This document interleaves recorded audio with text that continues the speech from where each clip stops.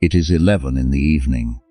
You are sitting in the pale glow of a screen, staring at an interface that has consumed the last 3 hours of your life. You promised yourself this morning that tonight would be different. You told yourself you would build something of value. You would study. You would finally lay the bricks of the future you keep talking about. Instead, you are scrolling. You are numbing. You are watching the hours bleed out, trapped in a silent, humiliating negotiation with your own lethargy, and as you close the screen and drag yourself to bed, you tell yourself a very specific lie. You tell yourself that you are just weak. You tell yourself that your discipline muscle gave out, that your willpower simply ran dry, but you are lying to yourself. You do not surrender to temptation. You execute a script you never read. For decades, you have been taught to view your lack of self-control as a moral failure. You have been told that the elite, the top 1% who actually conquer their ambitions, possess a heroic, ironclad grip on their own minds. You have been led to believe that they stand in the exact same room as you, facing the exact same temptations, but they simply fight harder. That assumption is the foundation of the modern self-help industry, and it is entirely based on a ghost story. In 1998, a famous psychological study was conducted that permanently infected our culture. A researcher put hungry college students in a room. On the table were warm, freshly baked chocolate chip cookies and a bowl of raw radishes. Half the students were told to eat the cookies. The other half were ordered to resist the cookies and eat only the radishes. Afterward, both groups were given an impossible puzzle to solve. The students who had to burn their energy resisting the cookies gave up on the puzzle significantly faster. From that single quiet afternoon in a laboratory, a global theology was born. It was called ego depletion. The theory stated that willpower is a finite resource, a gas tank inside your chest. Every time you resist a distraction, you burn fuel, and when the tank empties, you fold. It was a beautiful theory. It gave you permission to forgive yourself. It gave you a scientific excuse for your midnight collapse, but there was a problem. 18 years later, 23 independent laboratories around the world coordinated a massive effort to replicate that exact cookie experiment. They used strict controls. They pre-registered their methods. They left absolutely no room to fudge the numbers.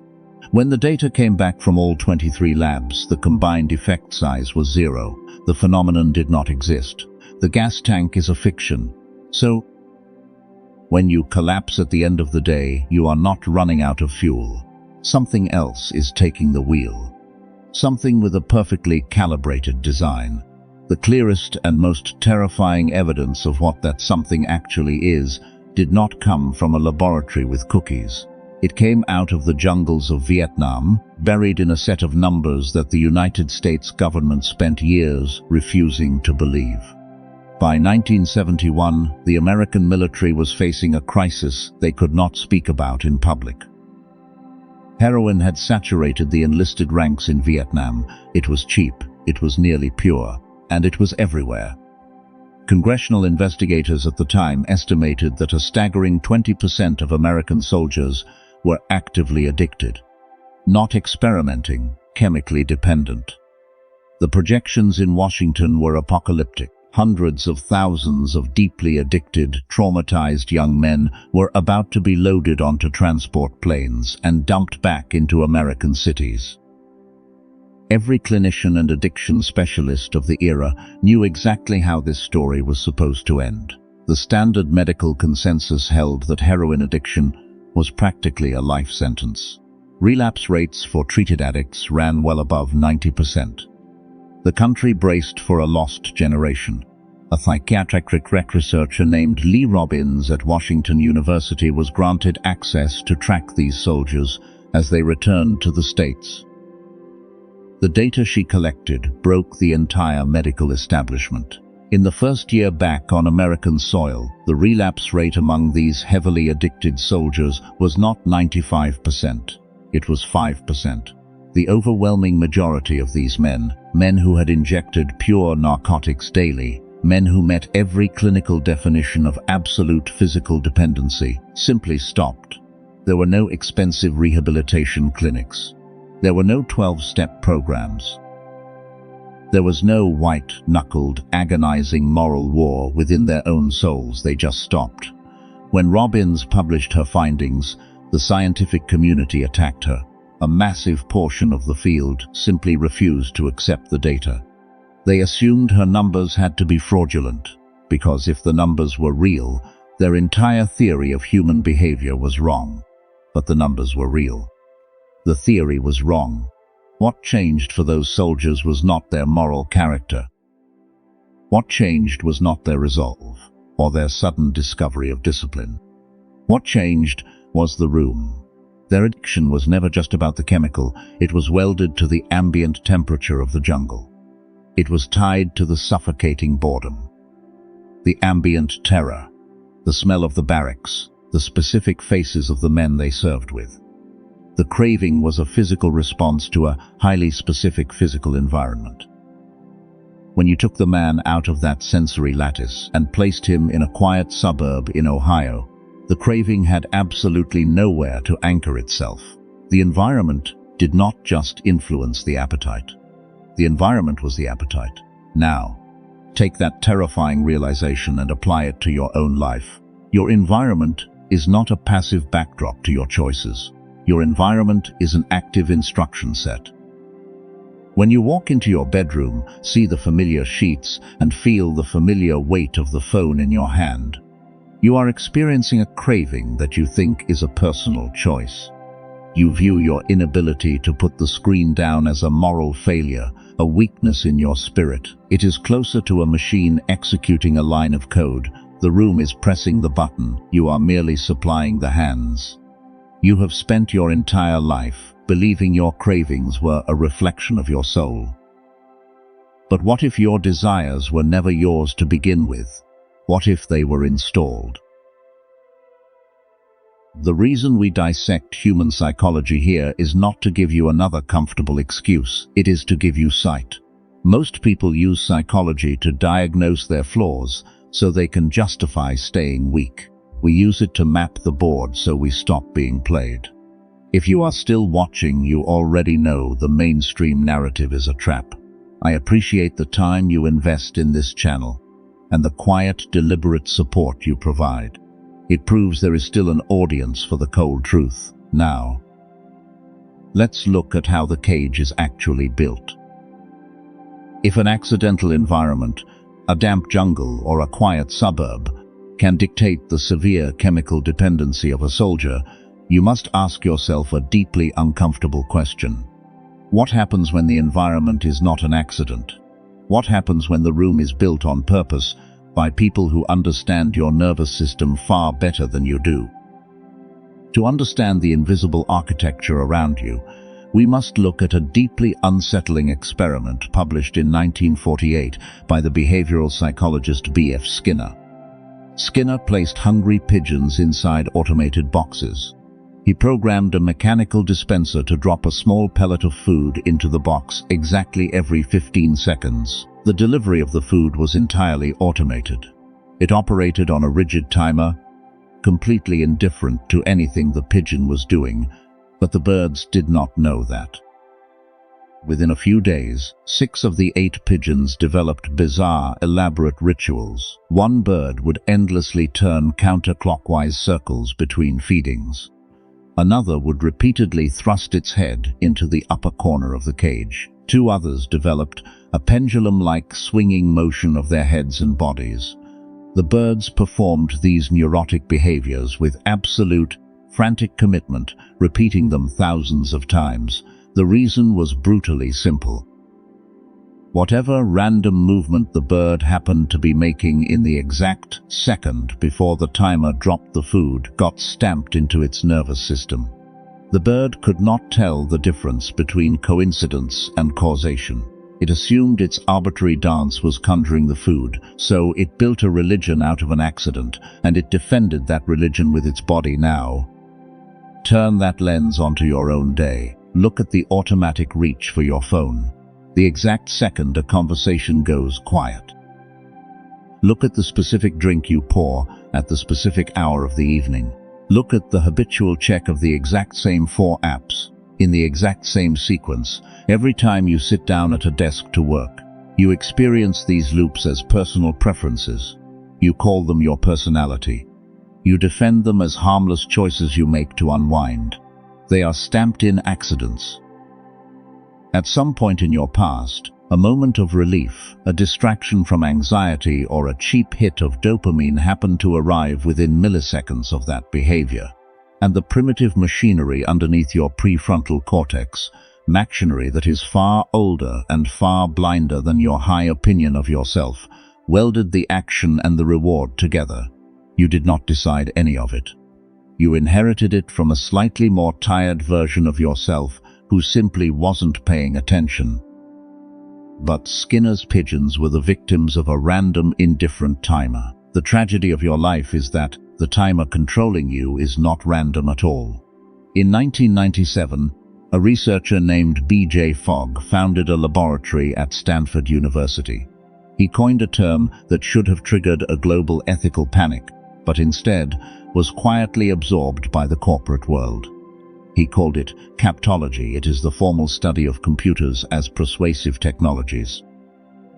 It is the exact empirical science of how machines can be built to systematically alter human behavior without the human ever noticing.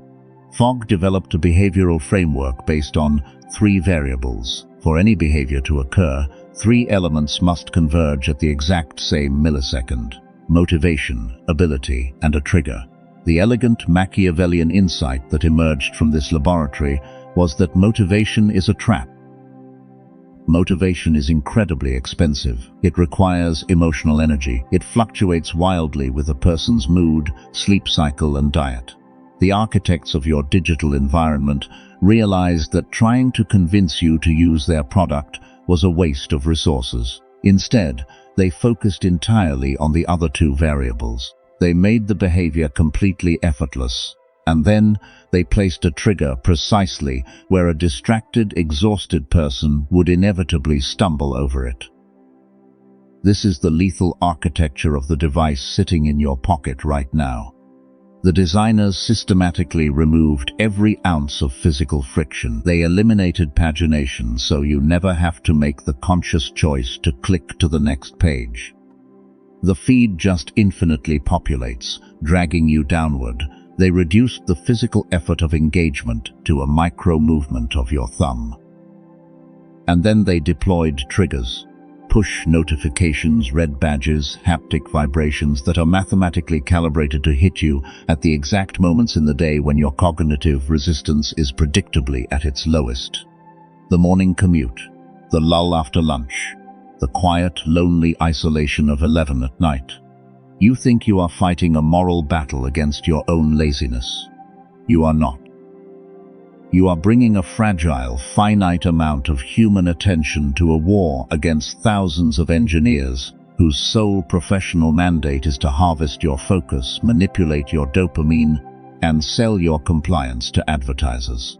This is not a conspiracy theory. This is a published curriculum. The students who passed through that very Stanford lab went on to design the feeds, interfaces, and algorithms that billions of people now look at before they even speak to their own families in the morning. You do not surrender to temptation. You execute a script you never read. When you truly understand this, the shame you feel about your lack of discipline begins to evaporate. But it is immediately replaced by a cold, sharp anger. You spend hours every single day inside a digital and physical environment engineered by people who studied exactly how to bypass your logic. They study your micro-hesitations. They track the dilation of your pupils. They measure the exact duration of a pause before you scroll. They quietly adjust the temperature of your reality, steering your habits, or purchasing decisions, and your political outrage, all while allowing you to maintain the comfortable, arrogant illusion that you are making your own choices. You are the pigeon in the box, aggressively defending the cage, because the cage occasionally hands you a pellet of cheap pleasure. They built a cage perfectly molded to the shape of your psyche. But the most humiliating part isn't that they built it. It's the fact that you keep locking the door from the inside. You lock the door from the inside by completely misunderstanding who is actually in the room with you. Every time you make a plan to change your life, you commit a quiet, devastating act of arrogance. It is 7 in the morning. You have just woken up. You are rested, fully fed, and holding a cup of black coffee. You open a fresh notebook and begin outlining your new routine. In this precise moment, the plan feels flawlessly obvious. You outline the hours you will work, the distractions you will ignore, the strict boundaries you will maintain against the people who drain your energy. You feel a surge of cold, untouchable resolve. The obstacles you expect to face later tonight seem distant and utterly manageable. You look at the evening version of yourself in your mind's eye, and you imagine him as a slightly tired version of the person you are right now. And that person can obviously handle a little friction. But you are not writing a schedule for yourself. You are signing a contract on behalf of a total stranger. In behavioral economics, this blind spot was formalized by a researcher named George Loewenstein.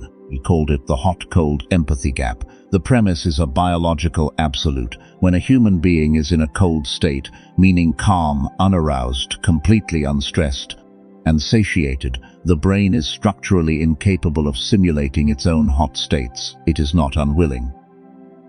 It is neurologically unable. Hunger, exhaustion, lust, blind rage, deep loneliness. From the pristine vantage point of your morning coffee, these forces are mere abstractions. You know the words. You can spell them on a piece of paper, but you cannot actually feel forward into the physical gravity of them. You cannot simulate the heavy, suffocating weight of being utterly depleted at 9 in the evening, when a manipulative boss has drained your patience. Your inbox is a disaster, and the blue light of your screen is the only thing offering you a drop of immediate, frictionless relief. Consider how this plays out in the modern social arena.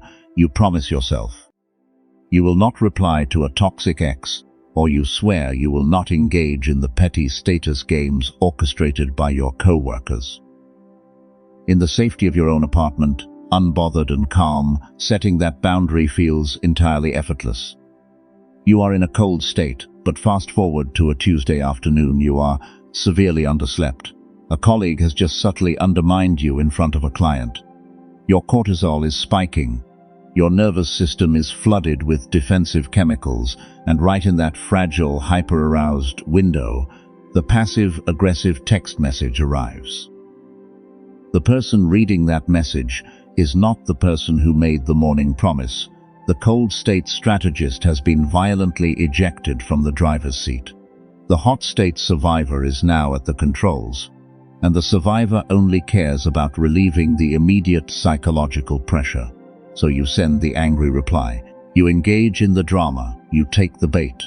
Because you cannot simulate the heat of that moment in advance, you grossly underestimate the enemy.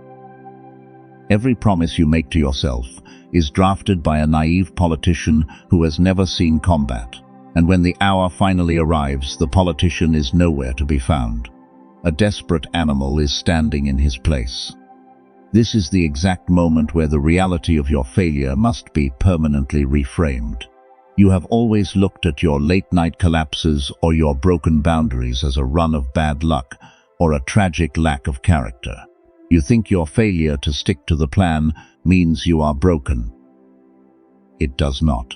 Your failure is the direct result of your own arrogance. You arrogantly believe that your prefrontal cortex, the fragile, highly evolved sliver of logic sitting right behind your forehead, is strong enough to wrestle millions of years of survival biology into submission.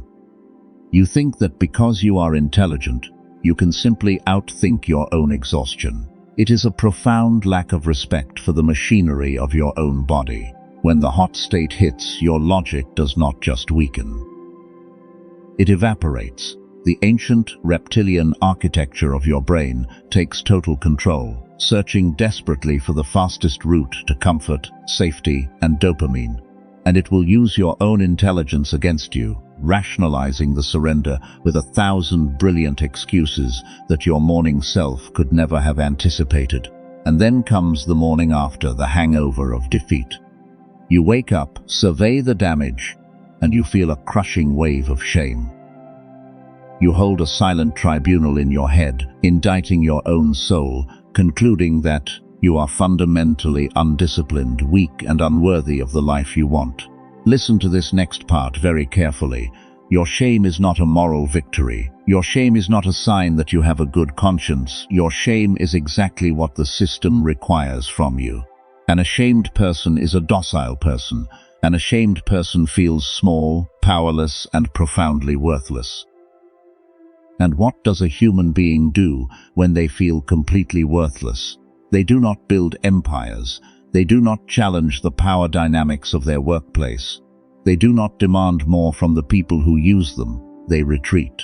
They seek immediate, low-effort comfort. They open the apps. They buy the junk. They consume the endless streams of content designed to numb the pain of their own self-contempt. Your shame is a conversion engine.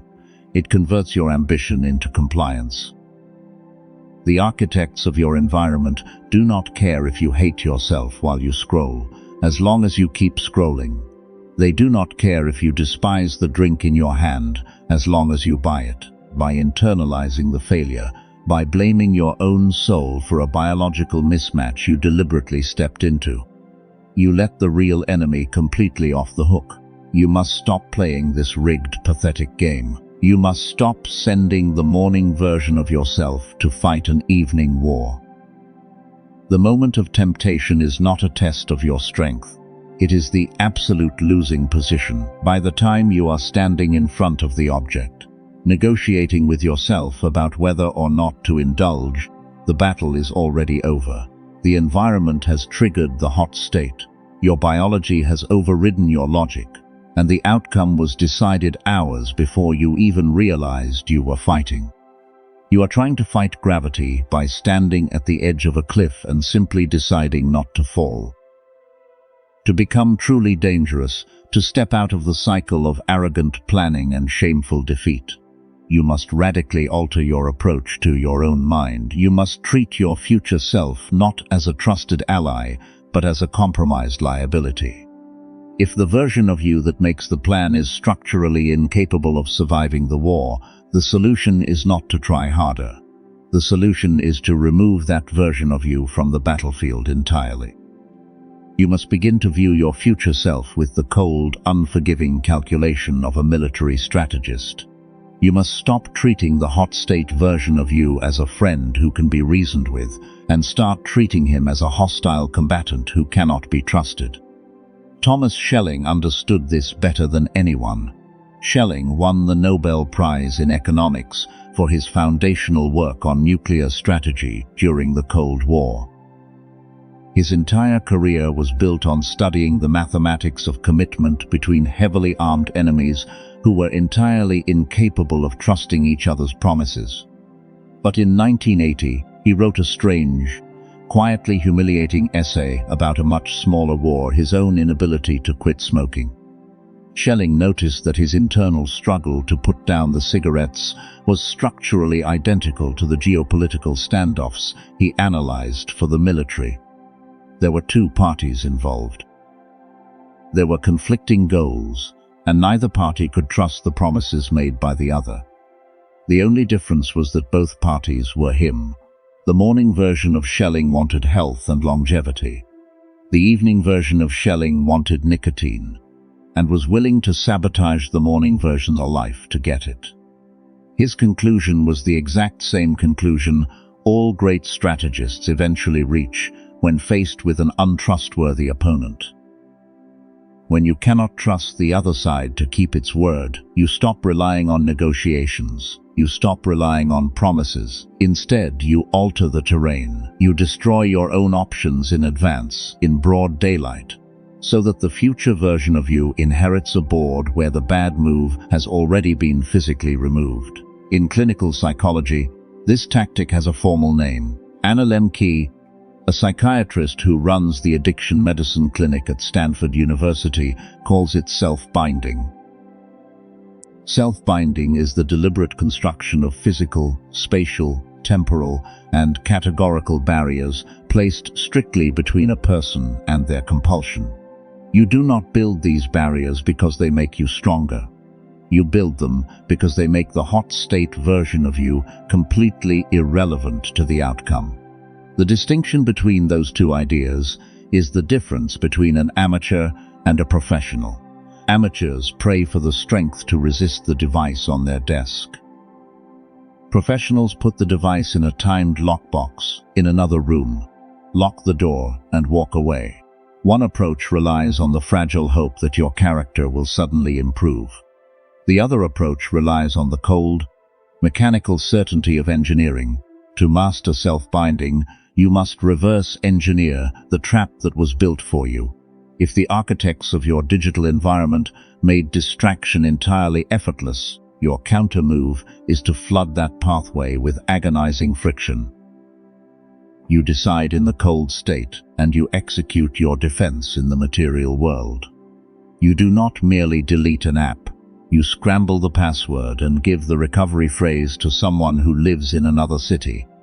You do not just promise to avoid office gossip, you literally restructure your daily commute and your lunch hour, so you are physically absent from the break room where the toxic dynamics occur. You must also establish categorical barriers. A categorical barrier is a strict rule with absolutely no interpretive clause attached to it. Interpretive clauses are the back doors your hot state self will eagerly walk through. If your rule is that you will only check social media when you need to reply to an urgent message, you have already lost. The evening version of you is incredibly persuasive. It will easily convince you that a meme sent by an old friend is a critical emergency requiring immediate engagement. A single line of absolute policy, not this, not ever, not under any circumstances I can invent at midnight, is mathematically easier to maintain than 1,000 nuanced judgments made in real time by an opponent who wins almost every single encounter. This is where the theory of B.F. Skinner returns, not as a nightmare, but as a weapon. Skinner spent his life arguing a concept that the public found so deeply offensive, they practically turned his name into an insult. His claim was that human freedom, as most people romantically define it, is an illusion. He argued that freedom is simply the feeling you get when the forces controlling your behavior are invisible to you. A man being manipulated through pleasure feels completely free. A man being manipulated through punishment feels violently oppressed. It is the exact same control. It simply has different lighting. People hated him for saying this, but almost no one reads the second half of his theory. Skinner provided the exact escape hatch from the behavioral cage. He called it counter-control. Counter-control is the sovereign, Machiavellian move a person makes when they finally stop trying to break free of contingencies. Breaking free of contingencies is impossible. You will always be influenced by your environment. Instead, counter-control is the decision to start editing the very contingencies that act upon you. You do not escape the system. You move up a level and you take the pen. You become the architect of your own cage. You intentionally design an environment that aggressively reinforces the behaviors you actually want, and mercilessly punishes the behaviors that keep you weak. You arrange the physical space around you so that doing the difficult thing is the path of least resistance, and doing the weak thing requires an exhausting, humiliating amount of labor. When you do this, something profound shifts in your self-image. The shame that kept you docile evaporates. You stop viewing yourself as a helpless victim of your own impulses, and you start viewing yourself as an operator. You realize that the discipline you so desperately admired in other people was never a magical trait they were born with. It was just good logistics. They quietly arranged their lives, so the fight rarely had to occur.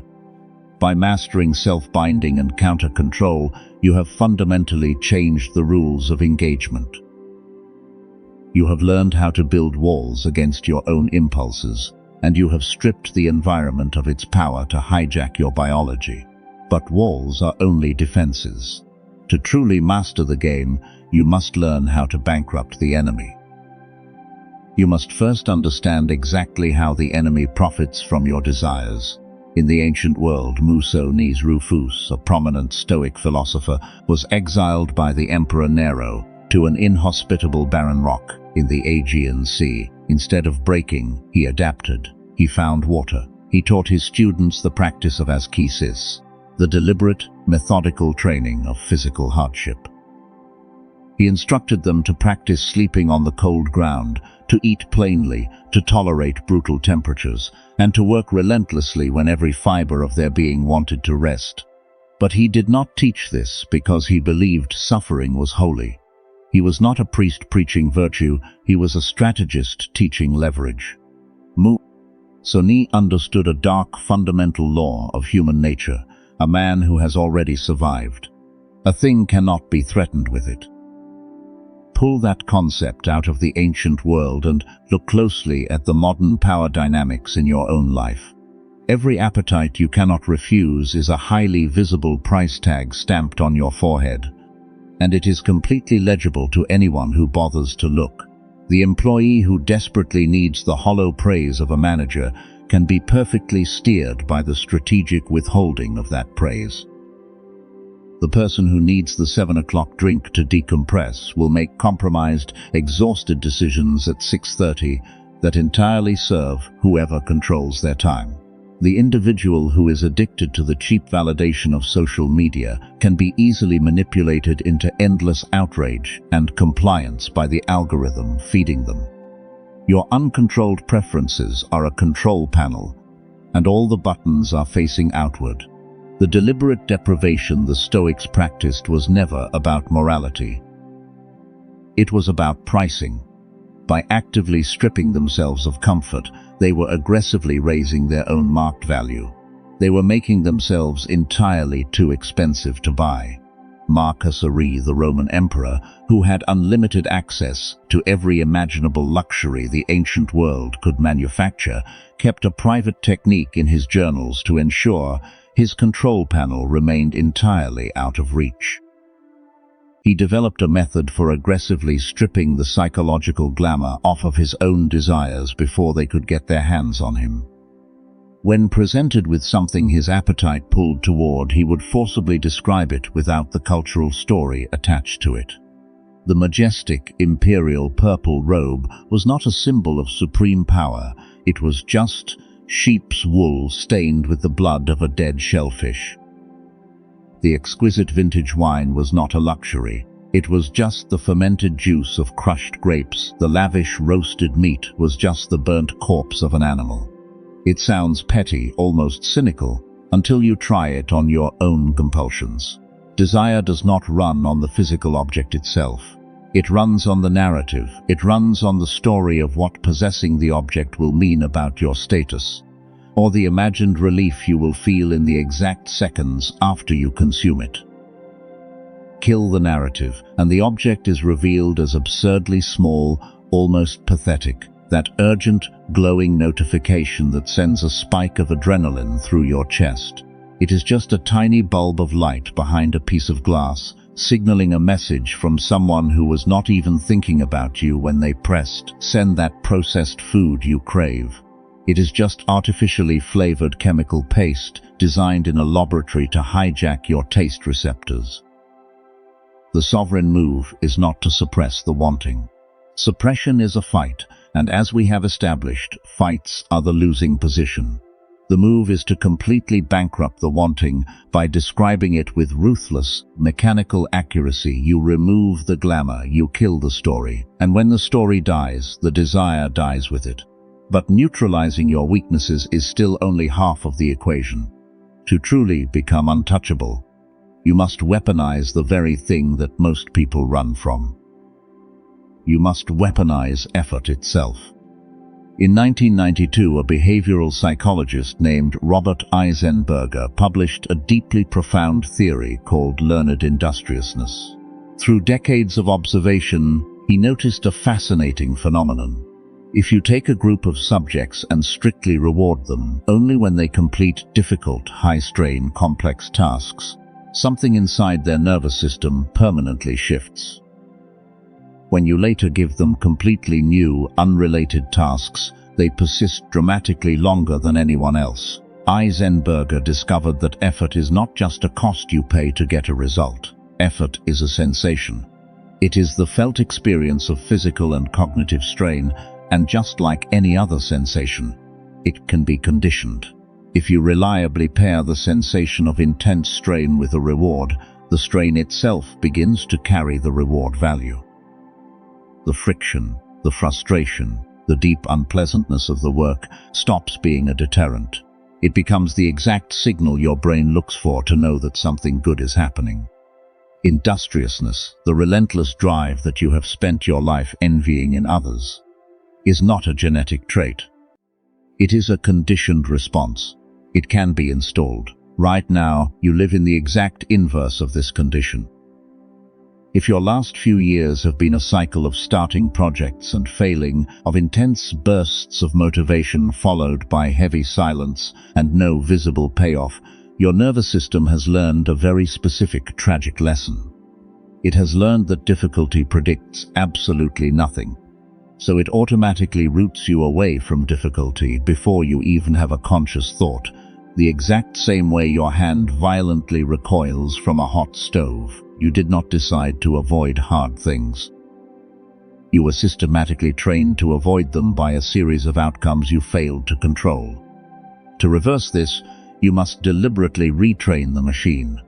And the mechanics are brutally unglamorous. You must detach your reward from the final outcome. Outcomes are slow, they are noisy, and they are mostly dictated by the chaos of the world. Effort is immediate, and it is entirely yours. You must let the simple completion of the hard thing be the event that closes the loop. You mark it, you log it. You mentally anchor the satisfaction strictly to the friction itself, entirely ignoring the applause that may never arrive. If you run this protocol with cold, mechanical consistency, the strangest thing in this entire psychological landscape will happen to you. Difficulty will begin to feel good, not in a chaotic, masochistic way, but in the quiet, assured way that hunger feels good when you know a massive meal is being prepared. The friction will begin to read as undeniable evidence that you are in the exact right place, and the cheap, frictionless ease that used to feel like a reward will suddenly feel like a locked room with no air in it. At this point, the entire behavioral apparatus the world uses to steer you has been completely inverted. The architects of your environment can still offer you the easy distraction, the cheap dopamine, the immediate comfort, but it stops working. It stops being a lever they can pull because it simply stopped being a reward. You have moved the game to a level where the moment of temptation carries absolutely no weight. This is what true sovereignty actually looks like. It is not a desperate, exhausting war of willpower that you somehow learn to win. It is a market where you have ruthlessly set your own prices. You do not surrender to temptation. You execute a script you never read. But now, you see the code. You see the invisible architecture that was designed to farm your attention, weaponize your fatigue, and harvest your shame. You see that the people who appear naturally disciplined simply refuse to let the world dictate their schedule of reinforcement. They make their future selves physically immune to the hot state. They strip the narrative glamour from the things that try to own them. They condition their nervous system to eat friction for breakfast. Temptation is not a test of your morality. It is the interface through which the world edits your life. Take the pen or someone else will keep writing. Understanding human nature is a heavy burden. Once you see the invisible strings controlling behavior, you cannot unsee them. It will isolate you from the people who prefer comfortable illusions. But isolation is the price of sovereignty. To those of you who return to this channel, thank you.